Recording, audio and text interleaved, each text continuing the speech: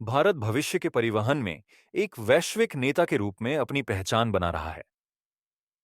दुनिया की सबसे लंबी हाइपरलूप परीक्षण सुविधा बनाने की दिशा में काम करते हुए भारत ने पिछले साल दिसंबर में 422 मीटर का परीक्षण ट्रैक सफलतापूर्वक पूरा किया था।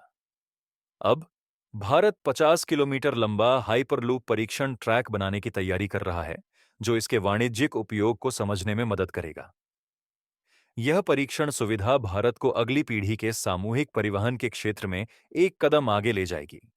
हाइपरलूप एक अत्यधिक उच्च गति वाली परिवहन प्रणाली है, जो यात्रा के तरीके को पूरी तरह से बदलने की क्षमता रखती है। यह प्रणाली 1100 किलोमीटर प्रति घंटा तक की गति हासिल कर सकती है, जिससे यात्रा का समय काफी कम हो जाएगा। हाइपरलूप में चुंबकीय पॉड्स होते हैं, जो वैक्यूम ट्यूबों के अंदर चलते हैं, जिससे घर्षण और हवा का प्रतिरोध समाप्त हो जाता है।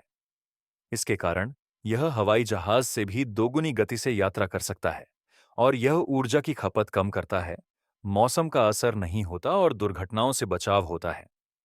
इस प्रणाली में प्रत्येक पॉट में कई यात्री यात्रा कर सकते हैं और यह बिना किसी रुकावट के सीधे दो स्टेशनों के बीच यात्रा कर सकता है। इससे यात्रा का समय बहुत कम हो जाएगा। उदाहरण के लिए, दिल्ली और मुंबई के बीच 1500 किलोमीटर की यात्रा 90 मिनट में की जा सकती है, जबकि दिल्ली और जयपुर या लंदन और पेरिस के बीच यात्रा 30 मिनट में हो सकती है। हाइपरलूप का विचार 1799 में जॉर्ज मीडर नामक एक आविष्कारक ने किया था, जब उन्होंने हवा के दबाव से सामान को ट्यूबों के माध्यम से ले जाने का विचार प्रस्तुत किया था। इस विचार को 1970 के दशक में स्विस प्रोफेसर मार्सेल ह्यूफर ने और विकसित किया। 2013 में एलोन मस्क ने इस प्रणाली का आधुनिक रूप प्रस्तुत किया, जिससे यह फिर से चर्चा में आया। अब भारत इस विचार को वास्तविकता बनाने में सबसे आगे है। भारतीय रेलवे मंत्री अश्विनी वैष्णव ने सोशल मीडिया पर जानकारी दी कि भारतीय सरकार इस परियोजना में अकादमिक संस्थाओं के साथ मिलकर काम कर रही है। यह परियोजना भारतीय रेलवे मंत्रालय द्वारा वित्त पोषित की जा रही है और इसे आईआईटी मद्रास में विकसित किया जा रहा है। वैष्णव ने बताया कि इस परियोजना के लिए $1 मिलियन की ग्रांट दी जाएगी। 422 मीटर के परीक्षण ट्रैक ने इस परियोजना के लिए महत्वपूर्ण जानकारी प्रदान की है, जिससे इसे और बेहतर बनाया जा सकेगा। हाइपरलूप का विचार पहली बार एलोन मस्क ने 2013 में दिया था। इसके बाद कई कंपनियां इस विचार पर काम कर रही हैं, जैसे वर्जिन हाइपरलूप, नेवादा, आर्म ट्रांसपोर्ट, कनाडा। लेकिन भारत ने इसे वाणिज्यिक रूप में लागू करने की दिशा में सबसे आगे कदम बढ़ाया है।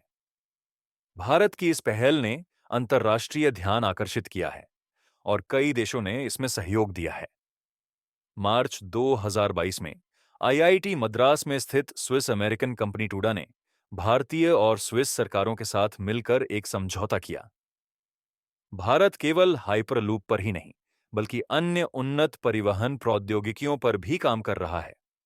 यूरोप में हाइपरलूप वाहन का पहला सफल परीक्षण नीदरलैंड्स में हुआ था।